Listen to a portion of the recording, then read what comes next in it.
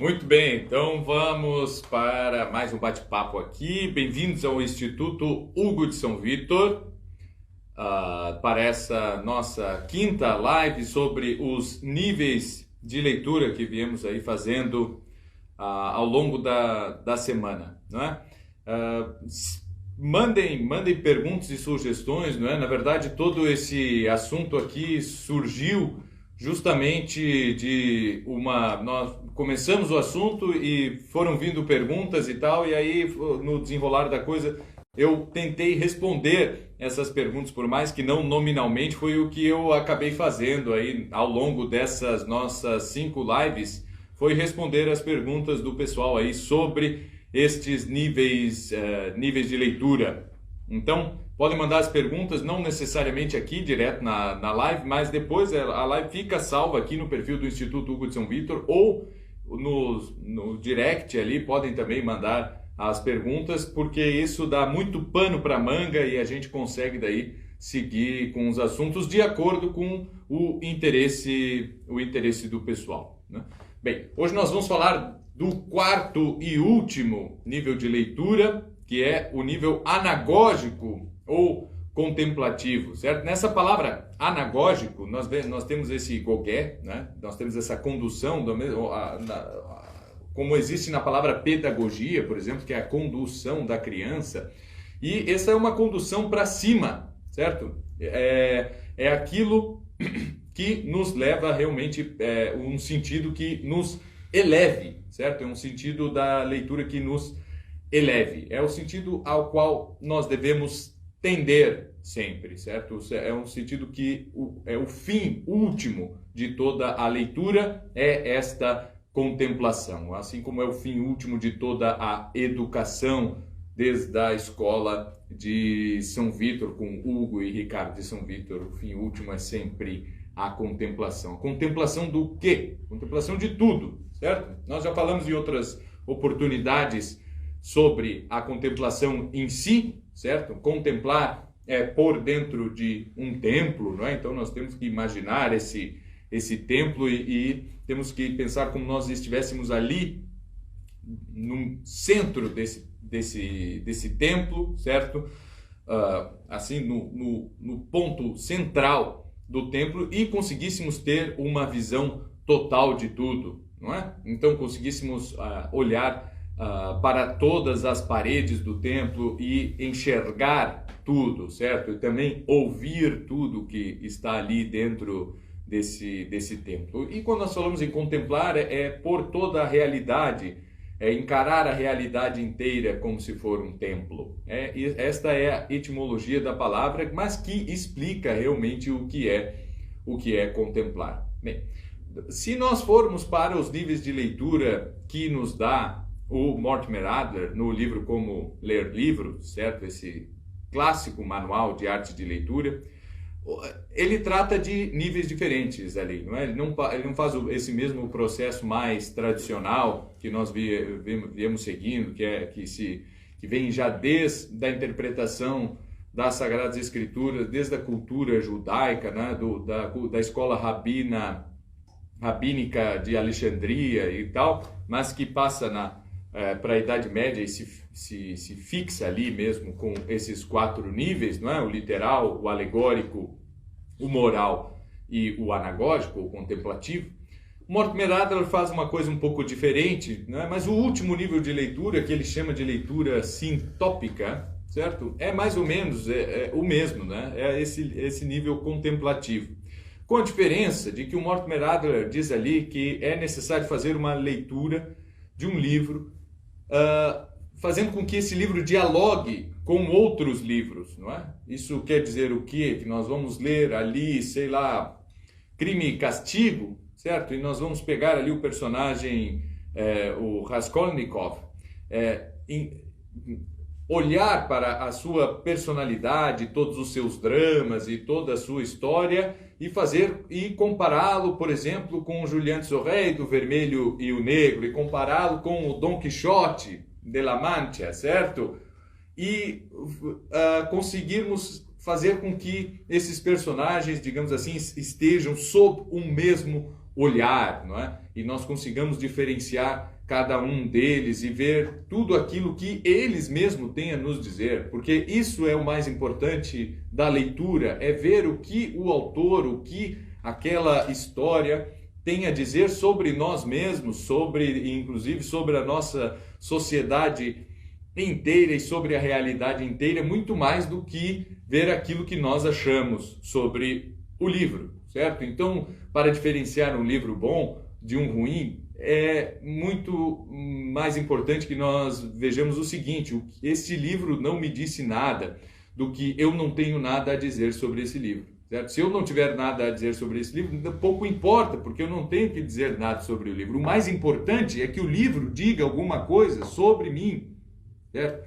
E quando nós chegamos numa leitura mais avançada, é justamente quando nós já temos padrões de comparação entre um livro e outro, certo? E podemos, aí sim, enxergar a melhor forma quais são os livros que mais falam conosco, certo? E é importante que nós mantenhamos vivo na memória todas as narrativas, todas as histórias, não é? Que os personagens sejam nossos íntimos, né? Que nós os conheçamos tão bem quanto conhecemos as pessoas da nossa família, certo? Para que eles tenham alguma coisa a nos dizer com suas próprias vidas. E quando nós temos para citar os três aí, né? Suponhamos que nós só lemos na vida 3 livros, os que eu citei: Crime e Castigo, Vermelho e Negro e Dom Quixote, certo? São personagens bastante diferentes uns dos outros, certo? Mas que também tem muito de semelhante entre si e conosco, certo? Conosco mesmos. Eles têm algo de semelhante com a nossa própria vida. Aqueles dramas pelos quais eles passam são dramas que nós mesmos passamos todos os dias. E conseguir enxergar toda essa gama, não é, de diferentes narrativas, de diferentes histórias, de diferentes personagens fictícios, faz com que nós consigamos enxergar também esse leque enorme que há de pessoas com as quais nós convivemos, de situações políticas, sociais e do próprio cosmos inteiro, certo? Que nós sofremos aí intempéries, furacões, nuvens de gafanhotos e tudo isso, certo? Se nós conseguirmos enxergar a realidade inteira,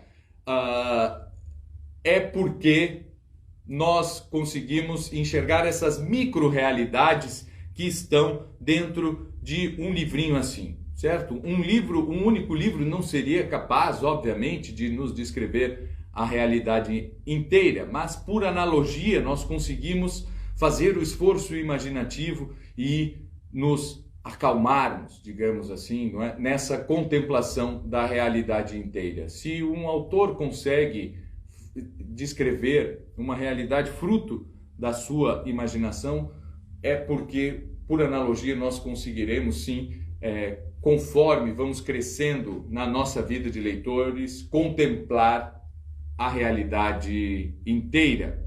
É assim que funciona a leitura. Então façamos sim, como diz o Mortimer Adler, um diálogo entre os diferentes livros que nós vamos lendo ao longo da vida, mas também façamos esse diálogo com a própria realidade que não é imaginativa. Esse esforço por criar histórias, certo? Fruto da nossa própria imaginação, ele tem como fim principal que nós consigamos entender essas histórias que acontecem, não é, pela providência divina e pela própria estrutura do mundo.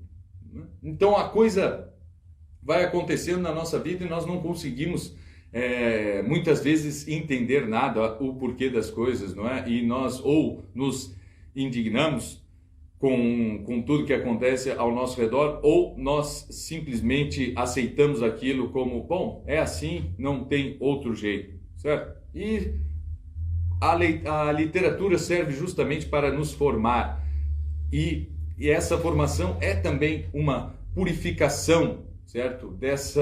Desse desentendimento todo, né? Que causa essa nuvem, como se fosse uma nuvem de poeira na nossa inteligência, né? À frente dos nossos olhos, e nós precisamos ser purificados dessa nuvem para que nós estamos sujos, certo? Sujos, jogados aí na realidade, e a literatura sempre tem essa função curativa, essa função de purificação. Se nós olharmos para a finalidade, por exemplo, da tragédia grega, ou dos mitos cosmogônicos, dos mitos fundacionais das cidades e dos povos, eles são parte de um ritual de purificação.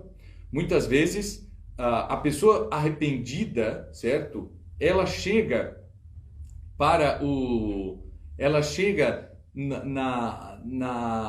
na presença de um rei ou de um sacerdote, isso estou falando na antiguidade, não é? Para justamente ouvir o mito fundacional do mundo, ou o mito fundacional da cidade. Isso como ritual de purificação. Parece ser muito estranho, né? Normalmente nós pensamos assim, não, a literatura é uma coisa para entreter as pessoas e tal, né?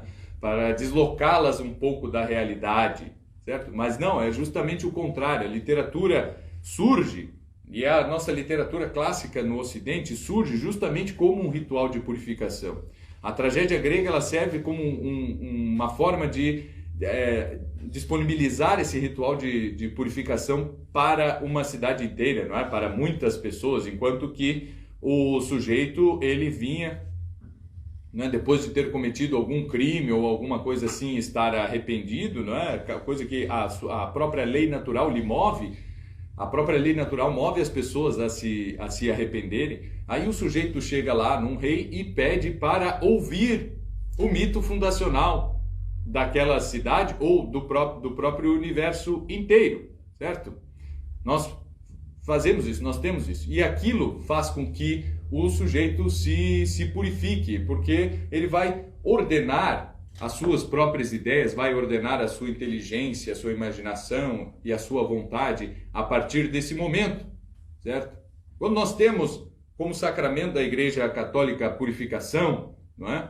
A confissão, desculpe, que é um ritual, é um sacramento de purificação dos pecados, o que nós estamos fazendo é justamente isso, e a fórmula que o sacerdote dá de absolvição, não é? Quando dita de forma completa, nada mais é do que um resumo disso tudo, certo? O grande ritual de purificação, não é? Público, e o dia mais importante do ano para um cristão é o domingo de Páscoa.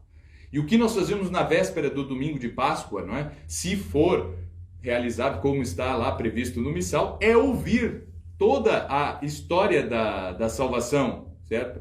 E nós consideramos assim, não, o perdão dos pecados, né, se dá pelo sacramento da confissão e dos veniais, inclusive pela frequência no sacramento da Eucaristia e tudo isso, sim. E a liturgia, chamar liturgia da palavra, não serve para nada, é só para assim ter uma formaçãozinha moral, né? Também, né? Mas lembremos que o último grau de leitura não é a formação moral. E nós ouvimos as Sagradas Escrituras também para a formação moral. O último grau de leitura é a contemplação. E nós só conseguiremos contemplar as coisas se nós estivermos limpos, se caírem as escamas dos nossos olhos. E isso se faz justamente com a audição, certo? Ou a leitura, não é? Mas, em princípio, a audição da história inteira, da narrativa. Então nós temos lá, na missa de Páscoa, começa com o Evangelho, com o Gênesis, certo? Gênesis 1, né? Depois vai caminhando, Êxodo, né? Vai subindo e tal, até chegar na paixão, morte e ressurreição de Nosso Senhor. É isso que acontece, né? E é isso que nós ouvimos. E ouvir isso, e ter presente isso na memória, essa leitura que nós ouvimos todos os anos, não é? Só essas leituras aí já duram ali para mais ou menos mais de meia hora, né? Para que nós ouçamos tudo isso intercalado com salmos meditativos, não é? Salmos onde nós vamos refletir, meditar sobre pontos específicos daquilo que nós ouvimos na leitura, né? E aí nós estaremos assim, isso faz com que nos caiam as escamas dos olhos. Esse é o fim da leitura. Isso que acontece durante a liturgia da palavra, nada mais é do que a aplicação desses níveis de leitura. Uma missa, ela é justamente isso, certo? Nós temos ali de forma concreta esta aplicação dos níveis de leitura. Não é uma coisa que nós inventamos assim para fazer com que as pessoas sejam mais inteligentes. Não, disso depende a salvação da nossa própria alma. E não estou a dizer que, né, quem não entender os níveis de leitura não se salvará ou coisa parecida. Não, porque nós já entendemos os níveis de leitura. Eu só estou expressando como isso acontece.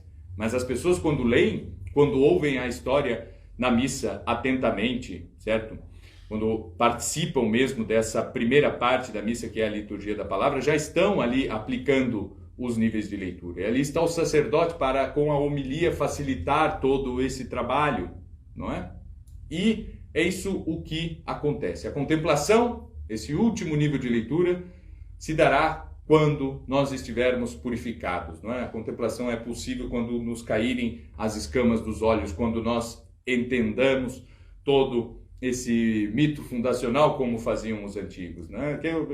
O relato que me vem agora é no próprio Heródoto, né? Ele fala ele fala justamente disso, né? O que era necessário fazer. Olha, eu cometi um crime, eu saí da minha cidade porque, enfim, não posso mais viver lá, né? Eu serei perseguido, vão tentar se vingar de mim e tal, mas para que eu seja aceito aqui nessa cidade onde eu busco asilo, eu preciso ser purificado disso, certo? E ele vai até o rei, onde ele vai escutar, ou da boca do próprio rei, ou de um aedo, né? Um sacerdote, um músico que tem justamente essa função, ele vai ouvir ali a história do mundo. Então, quando nós temos a teogonia e tal, e outros mitos fundacionais, eles têm justamente esse fim, né, purgativo, para que aí sim a pessoa possa começar de novo, certo? Se eu escuto a história desde o início, é como se a minha vida também começasse desde o início. E agora eu sei como as coisas começam, se desenvolvem e acabam,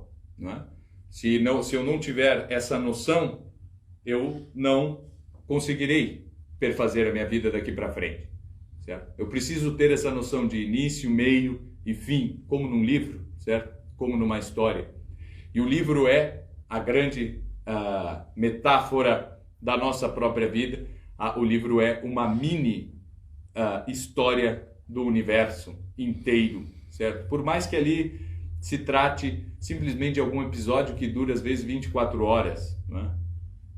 Se eu entender aquelas 24 horas, aí sim eu tenho condições de entender a minha vida inteira e talvez a história inteira da realidade inteira. Agora, se nem isso eu sou capaz, né, de ler ali um livrinho de um conto, certo, com início, meio e fim, né, quem dirá entender a minha própria vida com início, meio e fim, né, sendo que o início da minha vida eu nem me lembro, né? Eu começo a me lembrar lá a partir dos 4, 5, 6 anos de idade, às vezes até mais.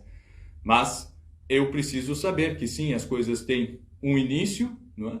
E um desenvolvimento e um fim. Esse movimento que acontece num livro, certo? Porque os livros não são infinitos, né? Esse desenvolvimento que é desde o Gênesis, certo? Do princípio até o final, no Apocalipse, é preciso estar bastante vivo na minha mente. Que seja com uma historinha mais simples possível, que seja com a história da Branca de Neve, certo? Do Chapeuzinho Vermelho. Mas se eu não tiver um bom repertório dessas histórias, e a pessoa mais inculta que vocês conhecem é capaz de ter isso, certo? Assim se prova a origem popular dessas histórias, desses contos de fadas e tudo isso tudo, certo? Se eu não tiver isso, eu não sou capaz de, tendo desviado da narrativa, ou seja, né, pecando, certo?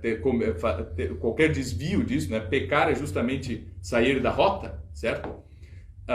Essa é a etimologia da palavra. Se eu tendo me desviado da narrativa, eu só consigo voltar se eu souber onde ela começou, porque normalmente quando eu me desvio é por não conhecer o início, o desenvolvimento e não ter claro qual é o próprio fim. Então, a leitura é uma atividade purgativa. É para isso realmente que a literatura surge, não é? É para isso que ela foi usada nas religiões antigas e nos povos antigos, e é este o fim principal, é esta contemplação que nós buscamos na nossa vida de leitor, na nossa vida de estudos. É isso aí. Quando houver perguntas, por favor, mandem aí no próprio comentário do vídeo ou lá no direct, e quem sabe aí nós consigamos fazer mais vídeos tratando justamente dessas perguntas. Muito obrigado a todos e até a próxima.